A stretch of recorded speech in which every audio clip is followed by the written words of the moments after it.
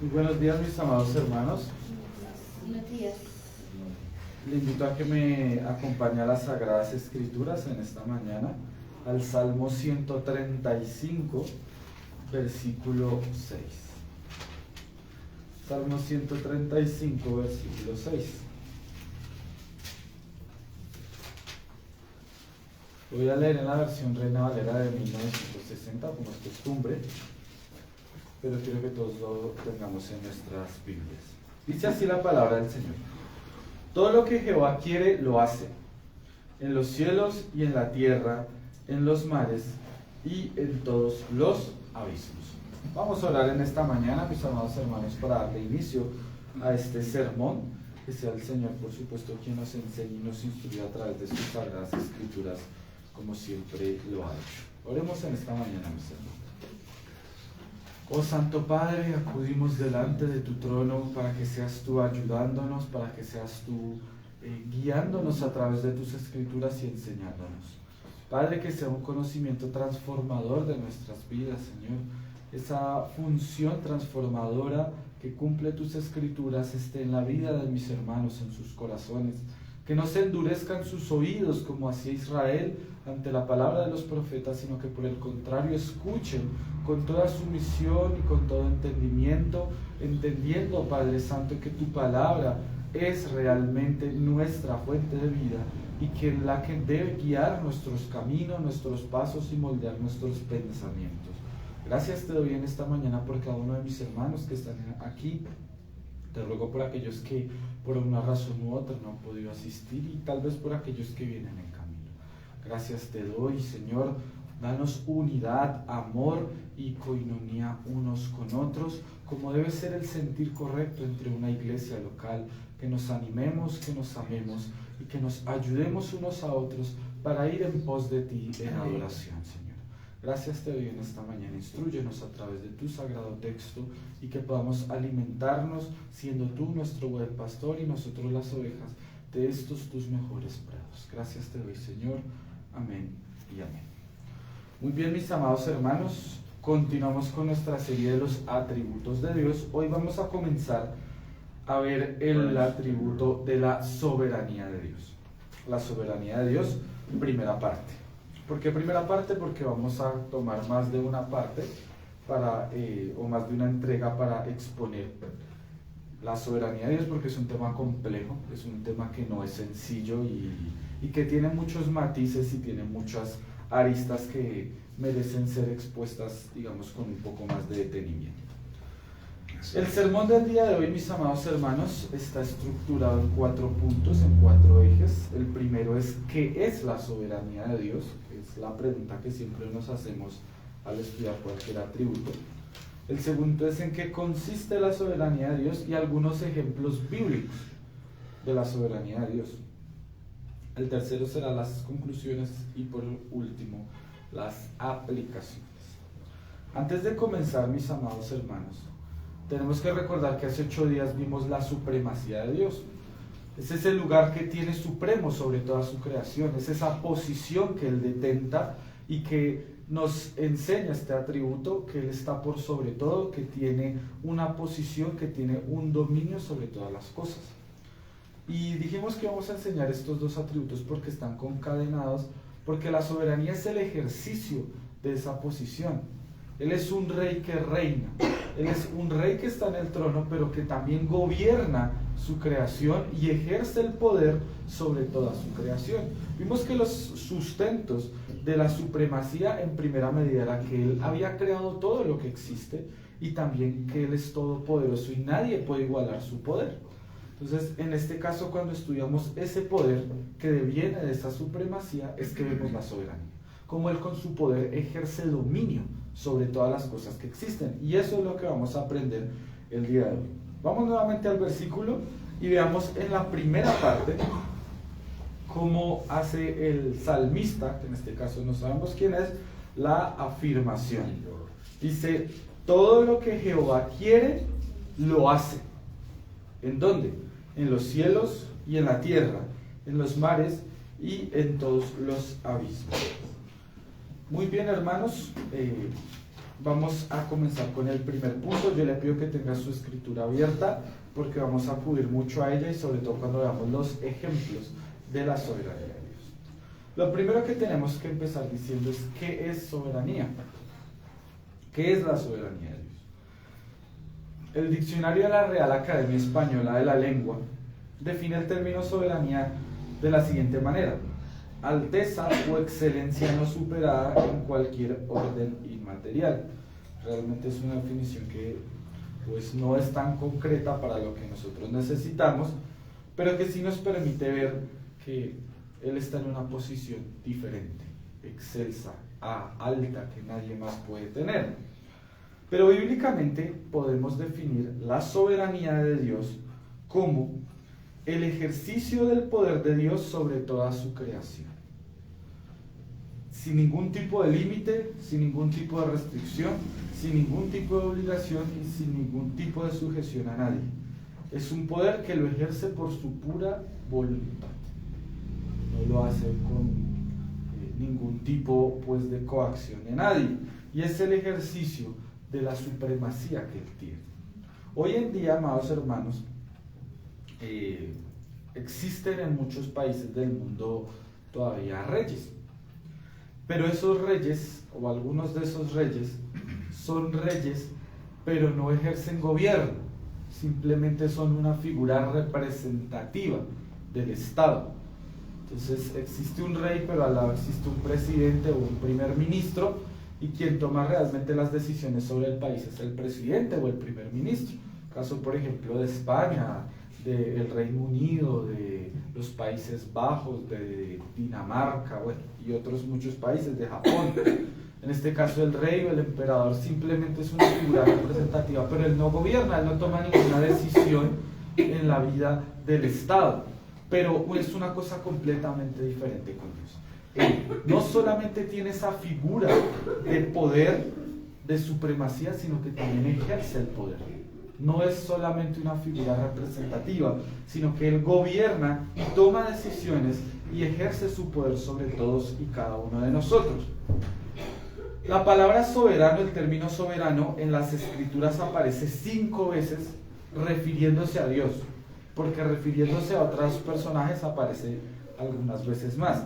Pero refiriéndose a Dios aparece 5 veces en la Biblia. Si usted las quiere anotar, yo le voy a decir los textos en los que aparece refiriéndose a Dios en la palabra soberano. El primero es en Job 31:28. Es la primera vez que vemos que aparece este término. El segundo es en Hechos 4:24. La tercera referencia es en Primera de Timoteo 6:15, que es la carta que hemos estado leyendo durante este mes de julio. La cuarta referencia es en Judas, versículo 4. Y la última referencia se hace en el libro del Apocalipsis, capítulo 1, versículo 5. Este último pasaje muestra la palabra soberano, Judas 1:4 y Apocalipsis 1:5. En Apocalipsis 1:5 vamos a ver que es un texto que se refiere específicamente a Jesús y es un título que se le da. Dice, es uno de los muchos títulos que se le confiere al Señor Jesús en este texto. Pero por su parte existe otro término, mis hermanos, que es importante, otra expresión que es importante que conozcamos, que aparece en las Escrituras, y es la palabra o el término poder de Dios, que es básicamente lo que significa soberanía, el ejercicio del poder de Dios. Este término aparece 15 veces en las Sagradas Escrituras, pero pues sí no les voy a dar los textos. Entonces podemos cerrar este primer punto diciendo que la soberanía de Dios es el ejercicio del poder de Dios sobre su creación, sobre todo lo que Él ha creado y sobre toda criatura, sobre todo el lugar. Nosotros esta semana que ha pasado veíamos, o si tal vez usted no las vio, yo solo lo invito, las imágenes que el telescopio James Webb de la NASA tomó del universo. Unas imágenes muy hermosas, ¿no? Vimos cosas que antes, pues por supuesto, nosotros no conocíamos, nuevas constelaciones, nebulosas, galaxias, imágenes cada vez más claras. Y esto, mis amados hermanos, que es la revelación general de nuestro Dios, nos permite ver y atestiguar la grandeza del poder de Dios.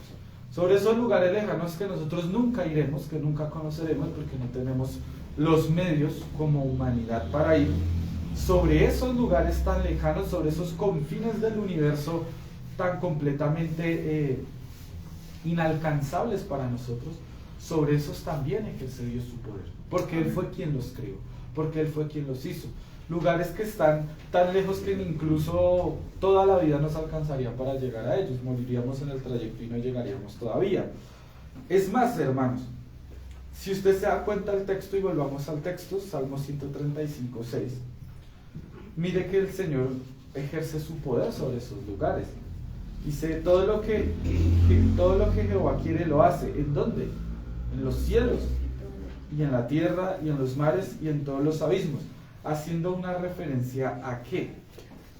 A que en todo lugar Él ejerce su poder, y en todo lugar Él hace lo que quiere. Él hace lo que quiere en todo lugar. No existe ningún solo lugar que no esté regulado por el poder de Dios. No existe ninguna sola situación, ninguna persona que no esté bajo el control o el dominio de Dios. No existe ningún acontecimiento histórico que no haya sido previamente decretado y que se haya desarrollado bajo el poder y la soberanía de Dios. Nada de esto ha pasado sin que el poder de Dios lo haya decretado y permitido. Entonces, esto nos permite comprender mucho mejor la soberanía de Dios. Ahora, pasamos al segundo punto, en qué consiste la supremacía de Dios y ejemplos, la soberanía de Dios y ejemplos. ¿En qué consiste? Porque ya hemos visto qué significa. Y como hemos visto, mis amados hermanos, es que el poder de Dios está en todo. Dios ejerce su poder sobre todas las cosas, sobre todos los tiempos, sobre todos los lugares, sobre todas las personas, sobre todos los acontecimientos. Y como veíamos hace unos domingos cuando estudiamos el decreto de Dios, pues esto, viéndolo de manera abstracta, pues suena bien, no suena nada problemático. Pero cuando nosotros empezamos a ver la historia, por ejemplo, de la humanidad, que es una historia llena de conflictos, guerras, muertes, pestes, todo tipo de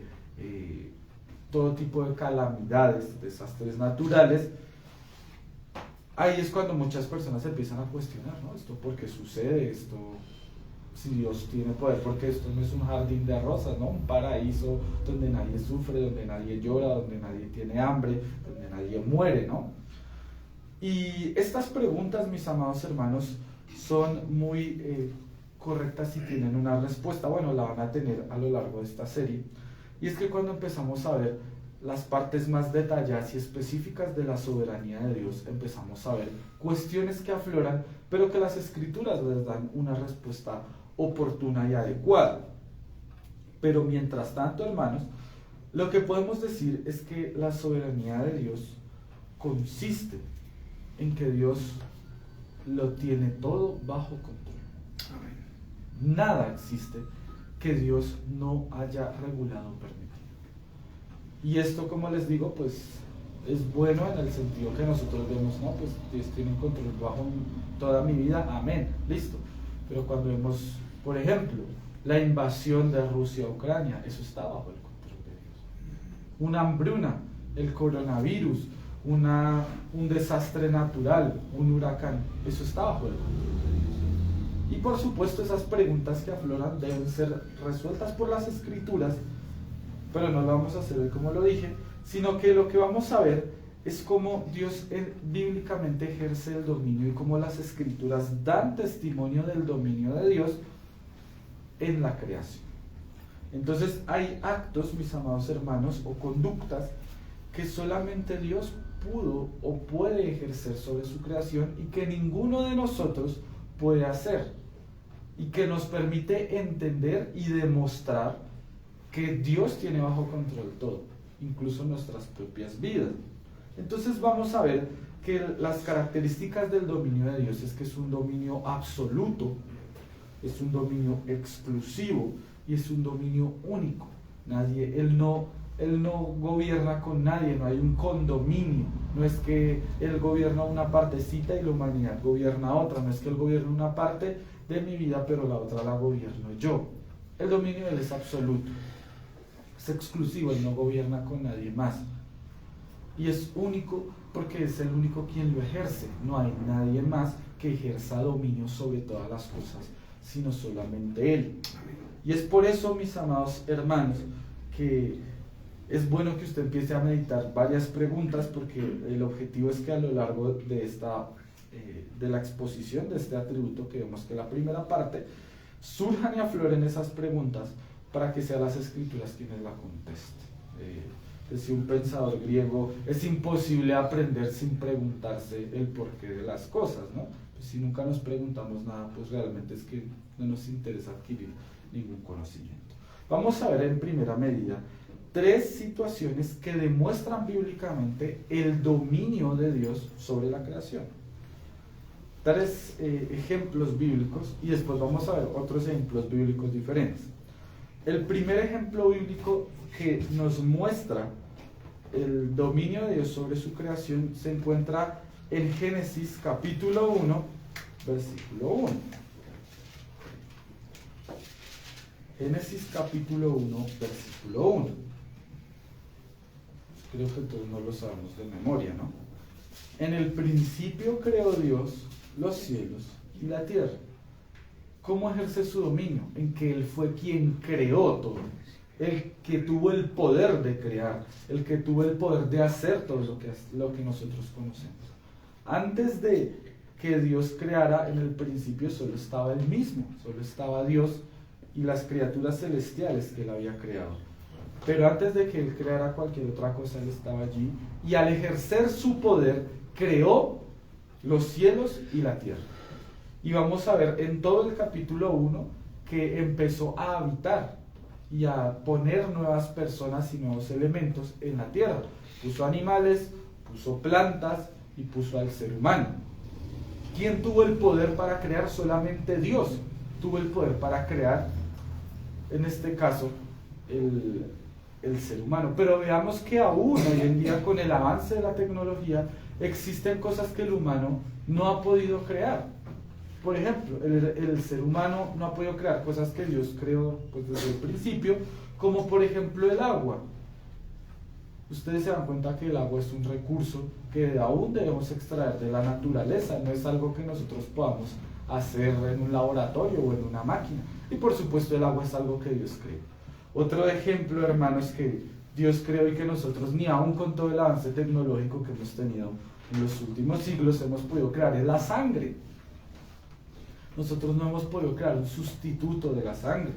Nosotros por eso se necesitan aún transfusiones de sangre para los enfermos, porque no podemos vivir sin este vital líquido que Dios puso sobre, o más bien en nuestro cuerpo y en nuestras venas. Y aún así, bueno, hay tantas cosas que Dios creó que nosotros pues realmente no hemos podido crear. Pero lo importante es que Dios ejerció su poder en la creación de todo lo que existe. Otra cosa que nos muestra el poder de Dios es que Dios juzgará a todas las naciones. Solo quien está por encima de los demás es capaz de juzgarnos a todos el resto. Si Él no tuviera ese poder para juzgarnos, pues no lo podría hacer. Cuando nosotros cometemos algún delito, quien tiene el poder para juzgarnos es el poder del Estado en el que vivimos o en el que cometemos el delito. ¿Por qué? Porque es quien tiene el poder para decir si nuestra conducta fue legal o fue ilegal, y si tiene el poder para imponernos algún castigo, alguna sanción, a través de una sentencia. Y veamos que el sistema de justicia pues, se asemeja a lo que dicen las Escrituras. En Apocalipsis 20 nos muestra ante el que se llama el juicio del trono blanco, que se abrirán muchos libros. Y están a los libros todas las obras del ser humano, y habrá otro libro que se llamará el libro de la vida. Pero lo que nos importa es que en esos libros se sienta quien tiene el poder de juzgar a los demás. No se puede sentar otro que no tenga el poder. Si por ejemplo yo me siento en esta mañana a juzgarlos a los demás me dirían, usted no tiene el poder ni la autoridad para hacerlo. Se necesita alguien que esté investido de autoridad para poder ejercer tal poder. Y en nuestra humanidad nosotros los vemos, el presidente que hemos elegido. Yo no puedo decir, es que yo soy el presidente. ¿Por qué? Porque ustedes me dirían, usted no tiene el poder de llamarse presidente ni puede ejercer el poder ejecutivo de la nación porque usted no es quien ha sido delegado para ser el presidente, sino quien fue elegido fue otra persona y él es el que ejercerá el poder. Y vemos que él pues tiene el poder de cambiar muchas de las cosas sobre las que existe en nuestro país. Pero quien tiene el poder de juzgar a todas las naciones, a todas las autoridades, a todos los seres, porque allí no solo serán juzgados humanos, sino también aquellos ángeles que traicionaron al Señor en los cielos y serán enviados, por supuesto, al castigo eterno, es solamente Dios. Él es el que tiene el poder de juzgarnos a todos. Entonces ese es otro ejemplo. Y el tercero es que toda rodilla se tendrá que doblar ante Él. Así es. Es decir, todos tendremos que reconocer su poder, queramos o no queramos. Queramos o no queramos. En Romanos 14:11, y vamos a esa cita, mis hermanos, vemos que toda rodilla se doblará ante nuestro buen y amado Cristo. Veamos lo que dice Romanos 14:11, que es una cita que el apóstol Pablo hace del Antiguo Testamento en el profeta Isaías. Dice, porque escrito está, vivo yo, dice el Señor, que ante mí se doblará toda rodilla y toda lengua confesará a Dios. Es decir, Él tiene sometida toda su creación. Él tiene sometido a un alma ateo, Él tiene sometido a un alma dictador, al más tirano, y un día todos estos se arrodillarán ante el Señor. Todos, incluidos por supuesto nosotros también. Y nosotros que lo amamos, pues lo haremos con todo el amor, nos someteremos a Él. Pero aquellos que no le aman se someterán por obligación y sentirán el poder del peso de Dios, obligándoles a reconocer el señorío y la potestad que tiene Dios. Estos tres ejemplos nos muestran cómo Dios ha ejercido el poder. Pero cuando veíamos la definición de soberanía, hermanos, veíamos que el poder de Dios no tiene ningún límite. No se limita por ninguna ley, ni por la voluntad de alguien más, ni por ninguna otra cosa que no sea su propia voluntad. Esto que nos quiere demostrar, y vamos a ver los ejemplos bíblicos, que incluso las leyes que nos gobiernan a nosotros, y no me refiero a las leyes que hace el Congreso, sino a las leyes físicas, no gobiernan a Dios. No gobiernan a Dios. ¿Por qué? Porque Dios fue quien las creó. Las propias leyes del universo están bajo el dominio de Dios. Por ejemplo, pues siempre se me ocurre de primeras la ley de la gravedad, ¿no? Que es como la que, pues, de las más conocidas. Pues si yo salgo y en este momento me lanzara a este segundo piso, pues la ley de la gravedad me atraería al piso y me lastimaría gravemente. Pero Cristo no, o nuestro Dios no tiene ese límite, esa ley de la gravedad. La ley del paso del tiempo, las leyes de la termodinámica. Nada de esto influye sobre Él, porque Él fue quien dio la ley. Él fue el que dijo cómo debían ser las cosas. Y por lo tanto, las leyes a Él no le gobiernan. Él gobierna las leyes. Esas leyes son una expresión de su voluntad y por lo tanto no están sobre Él, sino Él está sobre ellas. Y vemos, y en esto creo que cuando veamos los ejemplos a ustedes se le van a ocurrir muchos más. Yo solo traje 4 por el tiempo, mis hermanos. Pero vamos a ver algunos ejemplos de cómo el Señor no se gobierna por las leyes de la física, ni por las leyes del pensamiento, ni por las leyes de la química, ni por ninguna otra ley que no sea la propia voluntad de Dios. El primer ejemplo, mis amados hermanos, se halla en el libro de Éxodo capítulo 14. Pues no le pido que vayamos porque usted ya lo conoce. Y es, Dios abre el mar. Abre el mar, pues en este caso para que pase el pueblo de Israel. Pues esto es algo que no tiene realmente explicación física alguna, ¿no? Es simplemente el ejercicio del poder de Dios haciendo su voluntad como Él quiere.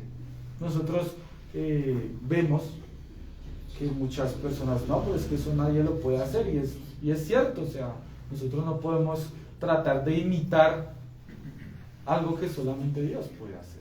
Así es. Y no solo recordemos que Él abrió el mar, sino que cuando vayamos o leamos en el libro de Josué, también abrió el río Jordán para que entrasen a la tierra prometida. Esta es una de las cosas que demuestran que Dios, pues, por supuesto, no se rige bajo las leyes. La segunda, que es aún más impresionante, es que Dios detuvo el sol. ¿Dónde se encuentra esto? En el capítulo 10 del libro de Josué. Detuvo el sol. Dios detuvo el sol. Pues ¿quién puede decir que hará alguna cosa de esa? Yo recuerdo una hermana en otra iglesia que no era esta, que había una persona que decía que no, si yo digo que va a llover, llueve, y si yo digo que no va a llover, no llueve, y si está lloviendo, entonces yo puedo parar la lluvia. Eso es realmente una verdadera locura. ¿Quién tiene el control en este caso sobre el clima o sobre las leyes físicas de nuestro mundo? Pues es solamente Dios. Es una herejía enseñar que yo puedo hacer llover cuando yo quiera, o que yo puedo hacer salir el sol cuando yo quiera, porque todos aquí sabemos que no tenemos el poder para hacer eso. No tenemos el poder para manejar el clima. No tenemos el poder a veces ni para manejarnos a nosotros mismos. ¿Cómo será manejar el clima, no? Pero Dios detuvo el sol en el capítulo 10 de Josué. Tercer ejemplo, y en el cuarto ejemplo vamos a ir al texto. Tercer ejemplo, multiplicó los alimentos. Recordemos que Él multiplicó los panes y multiplicó los peces, y no lo hizo una vez, sino lo hizo 2 veces. En el capítulo 14 de Mateo vemos una de las multiplicaciones de alimentos que Él hizo. ¿Quién puede multiplicar las cosas de esa manera sino solo Dios? Nadie. Acá, ¿quién puede decir, aún los más renombrados o autodenominados apóstoles, si se pusieran a prueba, porque ellos dicen que tienen un gran poder, pero no lo tienen, no pueden hacer nada de esto, porque solo lo puede hacer Dios? Y esto, mis amados hermanos, nos va mostrando el domingo. Pero en el cuarto ejemplo le pido que me acompañen al libro de Marcos, capítulo 4, Evangelio de Marcos, capítulo 4, versículo 36 al 41. Marcos capítulo 4, versículos 36 al 41. Vamos a ver un relato que usted conoce, o que nosotros conocemos muy bien. Veamos lo que dice las Sagradas Escrituras. Y despidiendo a la multitud, le tomaron como estaba en la barca, y había también con él otras barcas. Pero se levantó una gran tempestad de viento y echaba las olas en la barca, de tal manera que ya se anegaba. Anegar significa hundir. Y él estaba en la popa. ¿Qué estaba haciendo? Durmiendo sobre un cabezal. Y le despertaron y le dijeron: Maestro, ¿no tienes cuidado que perecemos? Y levantándose, reprendió el viento y dijo al mar: Calla, enmudece. Y cesó el viento y se hizo grande bonanza. Y les dijo, y miren la actitud que tiene el Señor: ¿por qué estáis así amedrentados? ¿Cómo no tenéis fe? Entonces temieron con gran temor y se decían el uno al otro: ¿quién es este que aun el viento y el mar le obedecen? Mis amados hermanos, es tal vez en la persona de Jesús uno de los ejemplos más claros del dominio de Dios, en este caso sobre la naturaleza. Veamos que, pues en primera medida, quienes han estado en el mar ven que cuando hay muchas olas realmente eso da un poco de susto, porque pues eso no, bueno, el mar es, cuando se pone bravo, es terrible. Pero Jesús estaba durmiendo, y vemos que cuando los discípulos, en su gran preocupación, en la preocupación humana que nos surge a nosotros, se levanta y con unas palabras hace callar y enmudecer al mar y al viento. Pero no solo esto es lo importante, hermanos, sino veamos la actitud que tuvieron los discípulos al ver que el mar y el viento se sometían a él. Y es que dice el versículo 41, temieron con gran temor a Dios. Bueno, temieron con gran temor y se decían el uno al otro, ¿quién es este que aún el viento y el mar le obedecen? Ellos eran sus discípulos, pero ellos aún no comprendían la grandeza y el poder que Dios tenía. Y se les iba revelando poco a poco. Ellos no entendían que el Mesías prometido aún tenía el control sobre los medios como el mar y el agua, sobre los elementos. Y no solo sobre esto, hermanos. Recordemos que un día nuestro buen Señor destruirá o destruirá todos los elementos y habrá un nuevo cielo y una nueva tierra, y esta tierra que conocemos ya no será más. Él tiene el poder para no solo hacer que esta tierra pase y estos cielos pasen, sino que unos nuevos vengan. Él tiene el poder para destruir todo esto y hacer todo de la nada, así como sucedió cuando salvó a Noé, destruyó a toda la humanidad, pero en la simiente de Noé creó, por así decirlo, una nueva humanidad. Estos ejemplos, hermanos, nos muestran el poder de Dios, nos muestran la soberanía de Dios, nos muestran que ni aún las circunstancias más difíciles, más adversas, están fuera del poder de Dios, sino que por el contrario, Dios las permite dentro de su decreto y su propósito divino, con el propósito final, como veíamos, que es engrandecer su propio nombre, que es realmente de lo que se trata. Pero la actitud que nosotros debemos asumir es la actitud que los discípulos asumieron: temer. ¿Por qué? Porque nosotros muchas veces hemos desdibujado la imagen de Dios. Hemos tenido una imagen de Dios tan incorrecta, tan humana, tan pequeña, que, como decía Martín Lutero a Erasmo de Rotterdam, que le escribían en su intercambio de cartas, le decía: tu Dios es muy humano, tus pensamientos de Dios son muy humanos. Le decía Lutero a Erasmo, tú piensas que Dios es como nosotros. Y de hecho hay un pasaje en el libro de los Salmos que dice: de cierto tú pensabas que yo sería como tú. Muchas veces nosotros hemos humanizado a Dios, como pensando que Él es como nosotros, pero Él está mucho más allá de nuestro abasto, está mucho más allá de nuestras medidas, está mucho más allá de lo que nosotros somos. Cuando los israelitas en su incredulidad le pidieron a Moisés, y eso lo vamos a ver en 8 días, que Dios se les revelara porque querían verlo, recordemos que cuando Dios empezó a manifestar una pequeña parte de su poder, dijeron: ya basta, Señor, basta, ya no más vamos a morir todos por la manifestación de tu poder, ya no más, por favor, ya no más. Y eso que Dios no había manifestado ni una pequeñísima parte de su poder. Y esto nos debe llevar a temer. Cuando nosotros estamos delante de una gran autoridad, si estuviéramos delante del presidente o de un gran rey, nosotros sentimos cierta sensación de respeto, cierta sensación de solemnidad, de protocolo. Esta persona es una persona de autoridad, es una persona que no es cualquiera, es una persona que tiene poder, que ejerce poder, que sus decisiones y su voluntad repercuten sobre la vida de miles de millones de personas, de miles de personas. Y es mejor llevarme bien con él, porque si me porto mal con él puedo tener una consecuencia. Pero recordemos que sobre todas estas autoridades humanas, falibles e imperfectas, hay un rey mucho más alto, hay un rey de reyes que está sentado en el trono.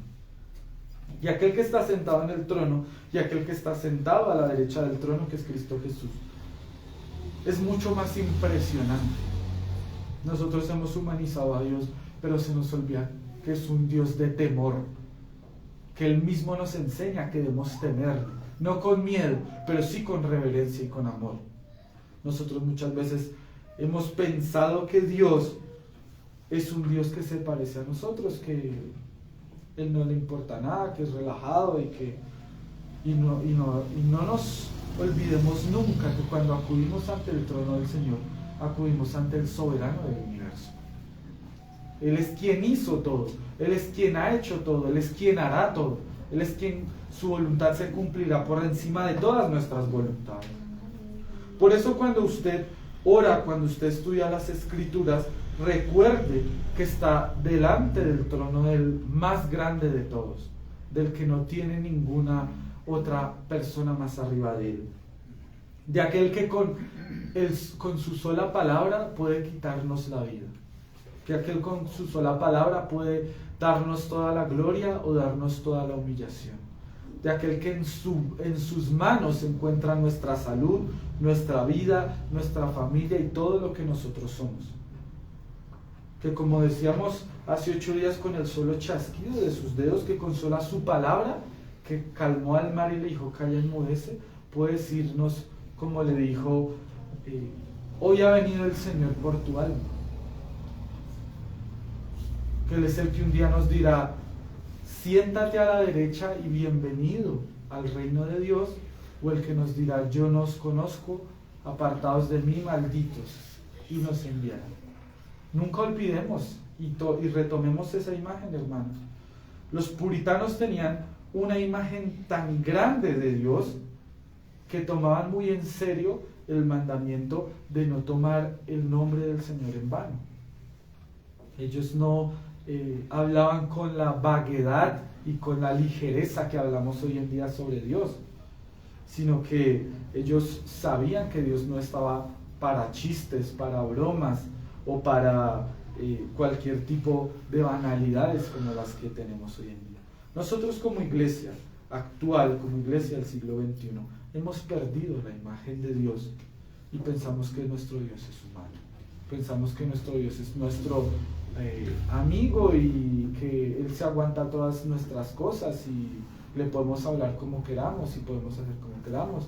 Y cuando estamos leyendo la Biblia, orando, nos dormimos, y cuando hacemos muchas cosas para Dios no le ponemos ningún interés, ni nos importan. Pero crean, hermanos, que ninguna de estas cosas quedarán impunes delante del trono de Dios. De toda palabra ociosa daréis cuenta, dice el Evangelio. Y no solo eso, aún de nuestros propios pensamientos. Porque estando acá usted puede estar mirándome, pero sus pensamientos pueden estar pensando en otras cosas, ¿no? Pensando en una persona, en el almuerzo, pensando en la recesión económica, pensando en qué voy a hacer esta tarde, pensando en que tengo sueño y quiero irme a dormir, o lo que sea. Pero hermanos, recordemos que cuando estamos ante el trono de Dios, debemos tener esa actitud. Temieron con gran temor y se preguntaron, ¿quién es este que aún el viento y el mar le obedecen? Y nosotros, que ya tenemos la revelación completa en las Sagradas Escrituras, vemos que no solo el mar y el viento le obedecen, sino que un día incluso toda rodilla se doblará, toda lengua confesará que Cristo es Señor, y aún que Él tiene la potestad de juzgarnos a todos, porque a todos nos creó, y que nos llamará cuentas incluso a los creyentes y nos dirá, como hizo en la parábola de los talentos, ¿qué hiciste con los talentos que te di? ¿Lo enterraste en la tierra o los multiplicaste? Recordemos que toda palabra ociosa, todo pensamiento impuro, vano, estará delante de Dios, hermanos. No perdamos esa imagen, más bien reconstruyamos la imagen del Dios al que, como decía Charles Spurgeon, muchas veces banalizamos con nuestras palabras, envilecemos con nuestras palabras, con nuestra actitud incorrecta. Recordemos, y nuevamente para pasar a las conclusiones, en la parábola del fariseo y el publicano, que el publicano no era capaz de mirar al cielo, porque no se sentía digno de hacerlo. Y más, cuanto más pecadores somos que ese publicano, que solo la Biblia nos muestra muy poco de su vida, ¿no? ¿Cómo no seremos nosotros, hermanos, con todo nuestro pecado? Y más diciendo que somos hijos de Dios, cuanto más temor debemos mostrar por nuestro Padre Celestial. Cuánto más temor debemos mostrar por nuestro Dios. Por lo tanto, mis amados hermanos, hemos visto, vamos a pasar a las conclusiones, hemos cerrado el segundo punto y vamos a ver dos conclusiones. La primera es que Dios ejerce su voluntad y su poder sobre la creación de manera única, absoluta, exclusiva e íntegra. Lo segundo es que Dios, a través de las Escrituras, nos revela cosas, actos y conductas que solamente puede hacer Él y que demuestran su poder sobre la creación.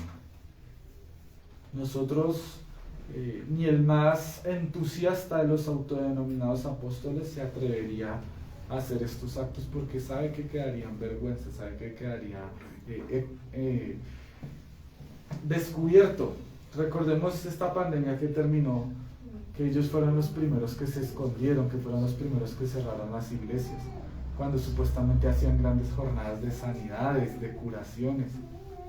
Si eran tan curanderos, ni siquiera fueron capaces de curarse ellos mismos, ni a sus propios seguidores, ¿no?